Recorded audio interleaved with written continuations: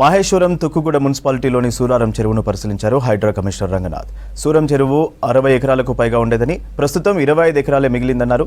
సూరం చెరువు భూమిని కబ్జా చేశారని హైడ్రా అధికారులకు ఫిర్యాదులు అందాయి. త్వరలోనే అన్ని శాఖల అధికారులతో సంప్రదించి చర్యలు తీసుకుంటామన్నారు హైడ్రా కమిషనర్ రంగనాథ్.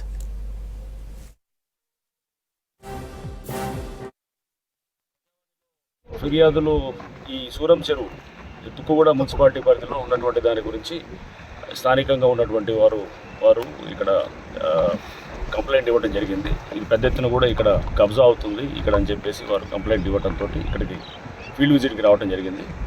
ఇక్కడ చూసిన దాన్ని బట్టి ఇక్కడ మనకి చాలామంది కాంపౌండ్ వాల్స్ అది కట్టుకొని దీన్ని కబ్జా చేసినట్టుగా కూడా మనకు కనబడుతున్నది.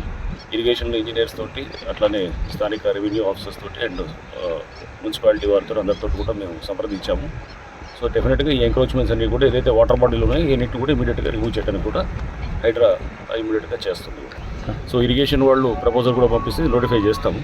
చేసి పాత topo sheets, survey of India topo sheets, village maps and అట్లనే ఏదైతే కనుక గతంలో మన కోఆర్డినేట్స్ ఫిక్స్ చేసి వేర్ హైట్ అంటే అలుగు హైట్ బట్టి దాన్ని ఫిక్స్ చేసిన దాన్ని బట్టి కూడా ఇవన్నీ పద్ధతుల ద్వారా మేము ఏదైతే కనుక ఎఫ్టీఎల్ నిర్ధారణ కోసం చేసే పద్ధతులన్నింటి కూడా అవలంబించి దీని ఎఫ్టీఎల్ ఇంకా విస్తీర్ణం పెరిగి ఇప్పుడు బహుశా ఇది హార్డ్లీ అనుకోవడం ఇదంతా ఇది 30 acres కూడా లేదేమో, 30-40 acres ఉంటుందేమో. సో దీనికి ఇంకో 37 acres ఏదో ఉన్నది.